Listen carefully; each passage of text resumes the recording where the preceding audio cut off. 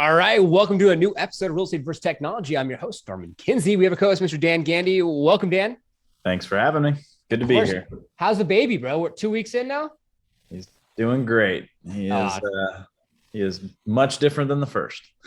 That's awesome. Well, congratulations yet again for Dan's newborn little baby boy, a couple weeks old now. It's awesome.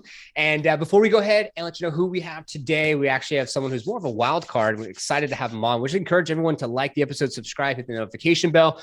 Today, we're actually going to be interviewing someone that's in the mortgage space, and he's crushing it and doing things a bit different. We believe he is what's next in the mortgage side of the world, because you have the traditional side and you have the gentleman we have on the show today. So today we have the one and only Sosi on the show.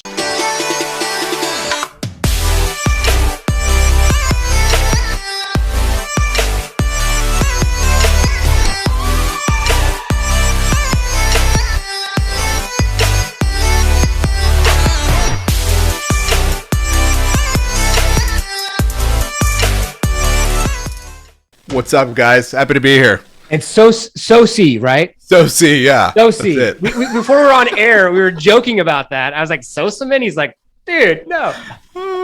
That's great. I love it. So we appreciate your time, man. Thanks for being on the show today. And the show's all about you, your business, of course. And we want to deep dive into that. So we see that you have Neo Home Loans. Love the name. Reminds me of the Matrix. And so let's get from the beginning, dude. Like before the home loans and all the amazing videos you're doing. I mean, your reels are crushing.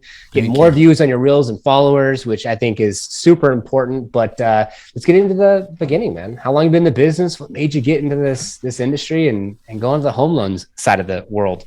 Yeah, great question. You know, you guys first, when I jumped on, asked me about my background, and I think that could be a really good just starting point. When I came out of high school, I was doing really, really well, but at the same time needed to find myself a little bit. And so I ended up going to Bible college, and the Bible college that I ended up attending was in a different country. And that just sparked a travel bug in me. And I just started traveling from country to country, going through different institutions, did some backpacking throughout the Middle East. I mean, it was a blast. And after that, I started working for the organization that I was attending. And so I became a pastor, loved doing that, enjoyed it tremendously, and came to a point where I just realized I needed to make a move. And as I was making that move, I had an opportunity to join the mortgage industry. And it was a real personal thing for me because my mom specifically, she got some really bad mortgage advice from a guy with the best intentions in the world, right? He was a loving dude. He attended our church. I mean, this guy brought us Thanksgiving dinner the first time we were there at that church that year because we couldn't even afford it, right? And so he had the best care, yet he wasn't super trained in finance or real estate. And the kind of scenario that my mom got stuck in ended up making her lose her house.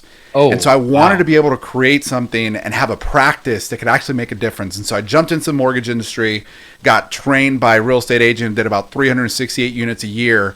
And from there, just created this practice that has blown up in the last 5 years. This is my 6th year originating.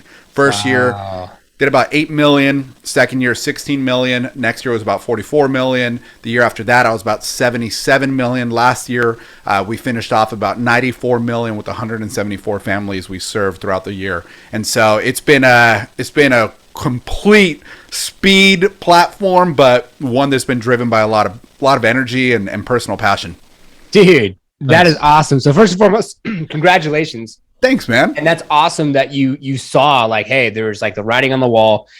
Great guy, best intentions, but he just, his practices just weren't there. And it's unfortunate that what happened to your mom. Sounds like the silver lining is that look where you're at now. And I'm sure you probably bought your mom a new home or something. Who knows? But she lives with me now. She's doing fantastic. We just like Dan there. We have a 1-year-old, and so my mom moved in with us, and it's been fantastic. I mean, it's been so cool. Boy or girl? Boy. Okay, awesome. Yeah. You're on Dan's side of the world too. Yeah. Well, he's a 3-year-old that he might. It's chaotic. Yeah. That's awesome. And I got a 2-year-old myself. I got a daughter. So that's cool. We're all dads in the house. Woo! Heck yeah. Dude, that's cool, man. That's awesome. And I love your approach to what you're doing on the tech side and real estate versus technology is about that. It's about traditional ways of marketing, vice versa. How are we marketing utilizing technology, which I think is so valuable in today's marketplace because you can leverage your past efforts for your future successes with that. And actually, for the usual listeners out there, if you checked out Peter Flores' episode, that's how we actually had you come on the show today. Because we actually had him on the show, and he's just like, yeah, he's a great guy. You got to have him on. So I love that. So I got a couple questions before we go to Dan. I have a little bit more into the tech that in the standard operating procedures that you're using to grow your business, but just kind of random off the topic. Like, what's the best part about what you do? Best part of what I do is being able to do our annual financial reviews with clients. For example, there's this one client that we're doing our annual financial review, right? We're reviewing where she's at, what she's trying to do. And she was just telling me, she goes, Sosi, I just want you to know that you changed my life. And I was like, wow, cool, sweet. Thank you. That means so much. And I was kind of brushing it off. And she goes, no, seriously, I could hear your tone. You literally changed my life. When I first came to you, I had a FICO score that wouldn't get me approved. You put me on a 6-month credit plan. I got approved. And from there, I bought the house. And then you helped me refinance my house and be in the better place. But here's where the change actually took place. I didn't tell you this, but when we first met, my daughter was starting to get into really, questionable things from the influence she had in the neighborhood we're living in. And when you brought me into this neighborhood, she went from someone who I wasn't sure what was going to happen to her. And now this summer, we're going to go out college shopping and see where she's going to go and attend school. And when I heard that, I was just broken going, holy crap. We got to be a part of something that's life-changing. Yeah. So... yeah, my favorite part is that doing calls like that, knowing that we get to be a part of something that's going to change somebody's future drastically in one way or the other. Dude. Go ahead, Dan. I was going to say, let's talk about specifically something you brought up, because I think it's super important for real estate agents to understand in terms of that lender agent relationship. And that's when you get a lead or a prospect or a friend or family member that comes in and they're just quite not unfinanceable yet, right?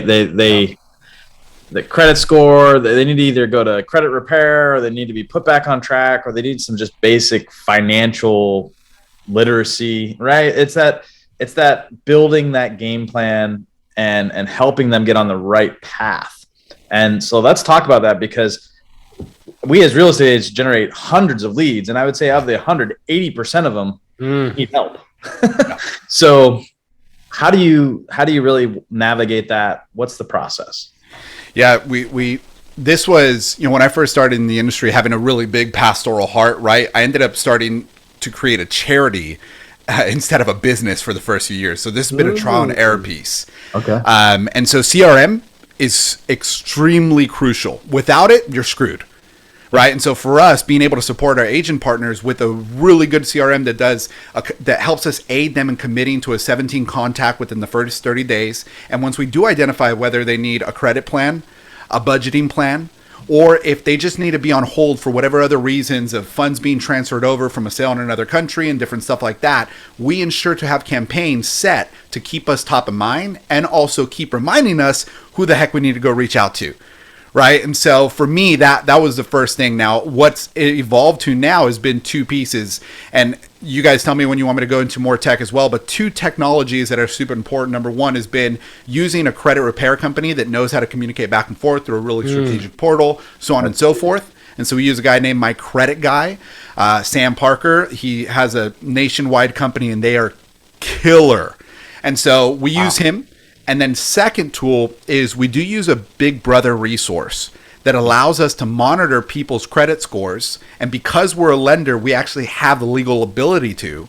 And so we're able to monitor people's credit scores. And when they do change into that now lendable scenario, we get triggered so that we can reach out and go help them. Wow. I was going to say, you just solved like a little Rubik's Cube of like the problem that we deal with so much. I get so many leads. People talk to me and they're like, oh, I'm just not quite there yet. Or I'm like, what do you have in terms of down payment? And they're like, and they're like, well, I'm at Verge. And I'm like, my lenders suck right now because they're not giving them back to me when they're ready. Yeah. Right? Wow. Yeah. My favorite thing is to call an agent for a lead that they forgot about, right? Like you call them and they're like, oh yeah, I remember them. And you hear them like kind of worried, like who the hell was that? And I could say, hey, you know what? They're ready to go. they're pre-approved now. Their credit came back up. They're now buying at this X amount, and we're going to move forward with it. That's been a really cool experience.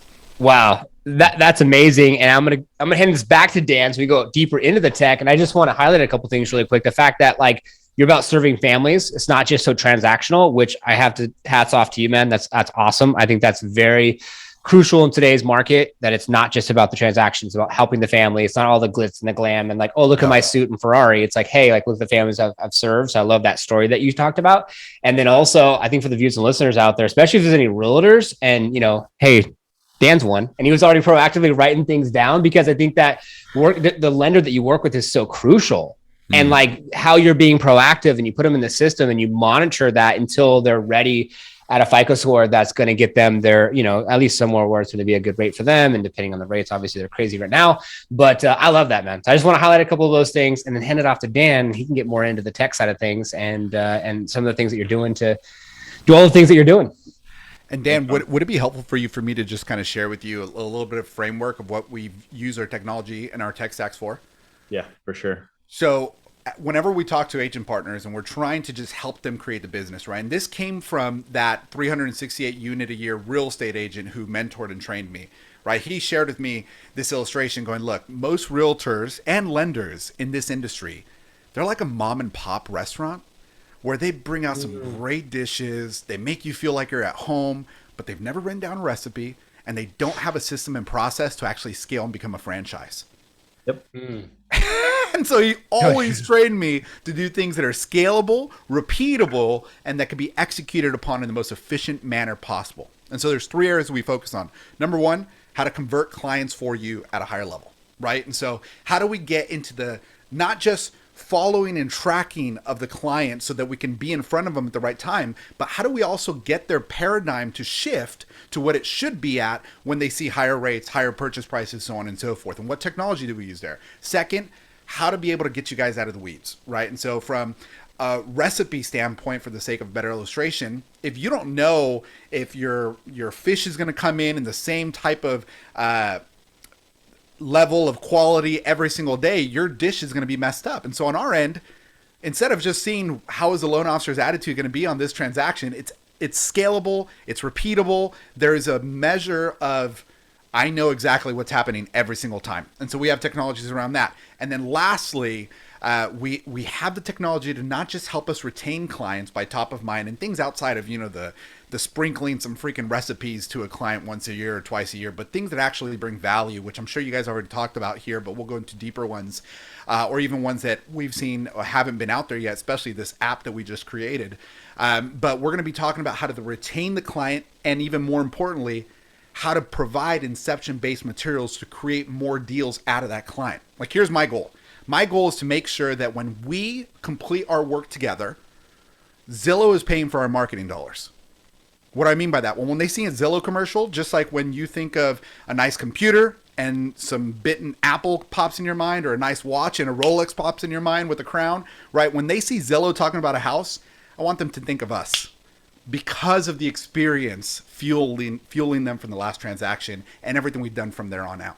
So that's the framework: converting clients higher level, recipe to get you out of the weeds, and retaining and creating more deals out of the clients retained. Nice. I like it. And how are you implementing video into this process from inbound and outbound in terms of like client attraction? You're probably generating tons of leads yourself, right? It's been fun. Yeah, I was going to say versus agents like bringing you deals, right? You're building this like lead pond full of people that are swimming around in your content. Yeah, about 7 months ago, we just started realizing that, you know, as much of a commitment we wanted to have to be the best resource to the business consumer, the business platform we have, we needed to go business to consumer as well. We saw people start wanting to get the logic of what they can do before they attached emotionally to the house they wish they had.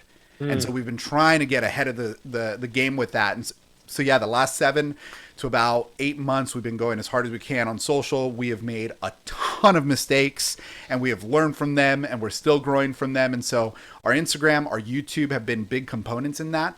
And then creating videos through, you guys are all aware of BombBomb, right? Yep. Yeah, for sure. Right. And so, you create their email templates. We've pretty much used those emails, the embedded emails, as pseudo websites.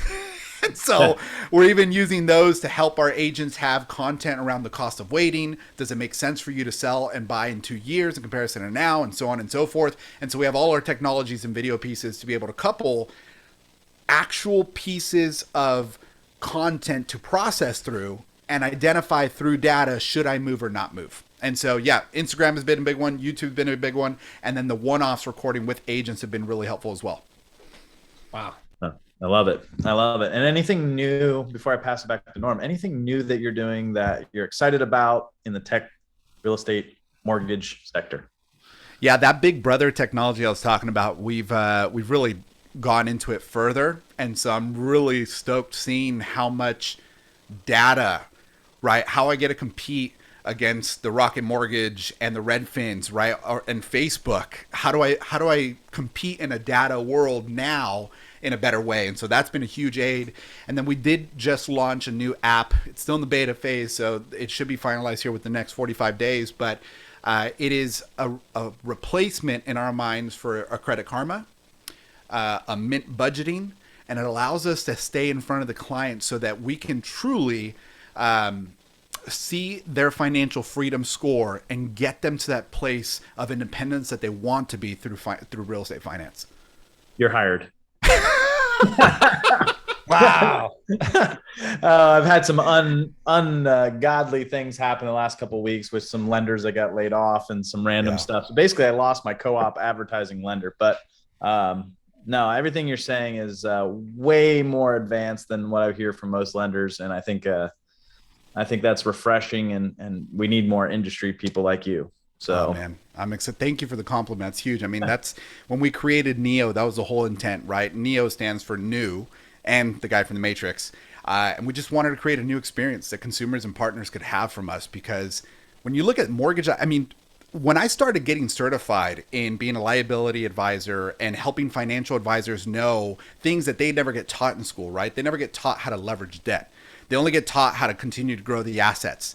And so being able to just couple alongside financial advisors, being able to enter into a world that I didn't even know I could enter into has been mind-blowing, right? Divorce attorneys and different things like that has just been amazing to see the opportunity that we get to truly have by inserting ourselves into somebody's life through the home purchase, and then also from there building out a true level of success for them. And when they win, us as business owners, we win. And so it's been pretty kick-ass. I hope I can say that on this podcast. Okay, good. Oh, awesome, man. Wow. Thanks, Dan, for taking on that mix-up round. And I have to say, man, you just literally could tell you have standard operating procedures and key performance indicators, because the way that you articulate your mission statement, your vision, and where you're headed, it speaks for itself. And I'm watching, anyone's viewing or listening right now and hasn't seen this, I'm watching the magic happen right in front of our eyes. Dan's like, all right, after this podcast, I'm going to have to reach out and see what's going on. And that's what we love about Real Estate First Tech, is like adding value and finding the people like yourself that are what's next. And that's why we have an event called What's Next for Real Estate coming up in October. But so that's awesome. And so I want to get into a couple questions before we close out. And then at the end, we love to leave the floor up to you to just leave anything that you want to leave for our viewers and listeners. I'm looking at your reels. And so you have about 3,700 followers on your Instagram account, but I'm seeing that you're getting like 8,000 plus views on some of these videos. So let's dive into a little bit. So it's short form content, Instagram reels. We all know algorithms is in the favor of that as we speak right now in 2022 of July. So tell us a little bit more about like, what is your process? What is your standard operating procedure when filming these videos to help our viewers and listeners that might want to get into short form content and going through the process that you have already gone through? Yeah, I'd love to just even share some stuff that I've learned from that trial and error, right? And so just so you guys know, the first reel I did, I felt about this small afterwards. Like I was bullied in high school. I was not in a confident position, a lot of moving around and different stuff that took place. And I have not felt like that bullied kid for a long time until right after I finished that reel. And so it was definitely something that took a lot of courage for me. I know people see me and they're like, you're so energetic and blah, blah, blah, and you have so much success. And it's like, yeah, but don't ever let that make you think that it wasn't difficult. Right. And so that emotional hurdle was a big one for me. And I entered into it kind of softly. I entered it into all of this kind of doing the trending sound reels, and that worked really well. And, I had one that hit like 798,000 views, and it was really great. And then I ended up having to just morph a bit, because I started realizing that what my goal was, it was not just to be top of mind for my past clients. And it was not just to have this website that clients can go to and verify who I am, right? Those were some secondary goals, but my primary goal was to be the biggest influencer I can, because I believe the message, the content, and what we're doing deserve to have that type of platform. And so when I started realizing that, I took a turn from the trending sounds, the funny me jumping into my own pool thing, to talking head and learning how to be dynamic from an educational standpoint and bringing a hook and having a problem shown, but then intertwining into that problem the most FOMO I could possibly do, right? Just thread it in. Here's what banks don't want you to know, or like, here's the mistake that your parents taught you, like all these things that just make people go, holy crap, I got to listen to what's next. And then bringing that solution, right? And so now my process, I record 8 videos at a time. I used to record once a week. Now I record 8 videos at a time. And so it's twice a month. We're doing about 16 reels on a monthly basis.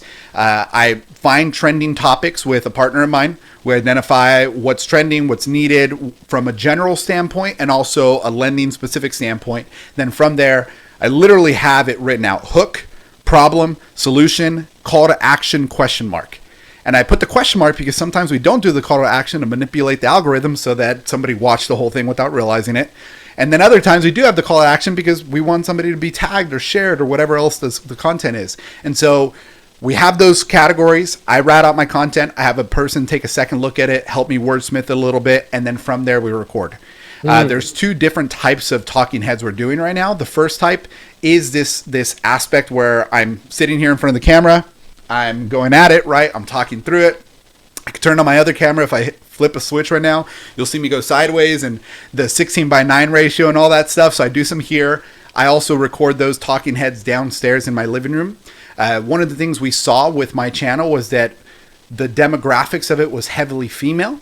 And my house was designed by my wife, and it just has more of that feminine, nice background to it. And so we started doing a lot of the stuff there. And then the third type of talking head is a moving scene, right? And so the way it was explained to me, which I found helped a lot, was realizing that you can do a 1-story message, or you can do a 2-story message, meaning that you're trying to grab more attention through that second prong approach. The first prong is what you're saying with your words. The second prong is what your scenery is saying. And so I'm still practicing it out a little bit. We used the wrong camera in the last 8 recordings, so we're going to have to switch cameras and do a different one. But that already has been getting a lot of good traction. And so being able to do those stitching when you're walking with your dog, or, getting into your car and going to a location, like we literally, do them here in my house. And then the next time we'll meet here and we'll jump over. I live here in Orange County, so we go to South Coast Plaza or different scenery locations. We'll probably go by the water here soon and just kind of keep them going out that way. So process is twice a month. Those are the 3 different type of categories, and it's hook, problem with a crap load of FOMO, solution, and call to action when applicable. Dude, I absolutely love that. And I think that right now, I mean, anyone who's listening and viewing, it's like batch your content. That's really smart. I think the best I got to was like 58 videos batched one day. And that was like within like an hour and a half, 2 hours. And so it's nice. And then you're way ahead of yourself. Yeah. And I love that kind of like outdoing things, because then people could like identify with areas, or they're, they like something more that, context or more contrast, should I say. So you're doing a great job with that. I would say that viewers and listeners out there, definitely down below, check this man out, follow him on his Instagram, check it out. Also, another person that does a really good job with it is Alex Mosey. Alex Mosey does a really good job bringing you into that message. And I think that that's like anyone out there who's listening, if you could hook them and then add value and then have that call to action, I think it just speaks so much. Yeah, it's huge. Absolutely huge. I love that. Love it. So yeah, I think the last question for me as we kind of finish out here and be prompt with time is that what's next? Like, what's your thought process? Are you trying to take over the world? Like what does this look like? You want to grow a huge, like you want to be the next Rocket Mortgage, or, like what does it look like for you? Yeah. So for me right now, I did an interview with a group called Mortgage Coach. And if you guys don't know this technology, I will tell you the first test you should identify if there's a mortgage professional you're speaking with who's worth their salt at all in the words they're saying is what type of presentation tool are you using to show the numbers and options to your clients. If they say Excel, don't even take the cup of coffee, not worth your time, right? And so the technology we use is called Mortgage Coach. It's called a total cost analysis, and legitimately side by side cost over 15, 10 years comparing to renting. I mean, it's kick ass. So That's what we use. I did an interview for them today. And the thing that I'm most excited about and that I shared there is the fact that right now, as crazy as it is, right? Like everything is going insane. Anybody who's been in the industry as long as I have, they're like, this is probably your first big dip. 100% true, right? Like my other dip that was closest was 2008. I totally get that. It's not my first hard time in life though, I'll tell you that. But the big thing that I've seen is that when this first started, I was telling people, holy crap, I'm scared, right? Only people I trusted. And then I started realizing I'm not scared of the market. I'm scared about how I'm going to perform in this market. And when I realized it was a me thing, everything switched. And I'm telling you right now, anybody listening to this, the amount of opportunity that you have to go and steal the market share, whether it's in lending and finding new agent partners, or you're an agent just trying to steal the market share from the agents that you identified as lazy, asshole listing agents, right? All these people that you are like, man, screw those guys. Go take the business. Yes. Right now's the time, and it's never been easier. Yes. So if I give one encouragement, it'd be that. You talk about FOMO. I mean, I think that people have to understand we are in the driver's seat. It's not the other way around. And I think so many people just listen and think that, oh my God, it's all falling down. All right. We're at the part of the episode right now where we're going to open up the floor. Cameras on you. And what would you like to leave our viewers and listeners as we close out the show today? I would just say, you guys, whether you realize it or not, sometimes we come into this industry because we want to make a lot of money. And I will share with you that that is a really big opportunity here. But the biggest thing is you have the opportunity to be a major part in a life-changing move for a family. That is a huge responsibility and a huge privilege. And I hope that you guys continue to press into resources to learn outside of just even your field how much more impact you can have on that family that you just got the opportunity to serve, because it's freaking amazing. So enjoy it, take it, and keep making a good change. Dude, amen to that. It reminds me of the quote, people forget what you said and did. Never forget the way you made them feel. So see, this was awesome, man. Thank you so much for being on an episode today. I know we had to reschedule from before, and I'm glad that we got it in. And I believe we rescheduled because Dan was having his baby. So thank you so much for being on the show, man. We really appreciate it. That's a pleasure, guys. Thanks so much. Keep putting out good content. Links are down below. Follow this guy. Check him out. Watch some of his reels. Dan, thank you as always for co-hosting. We appreciate you. Guys. Great to meet you. Same. And now is your time to comment below. What did you learn? Hit that subscribe button. Share us with someone that you think that should see it, as it is our intention for you to take things from our episodes to apply to your business, have more massive success.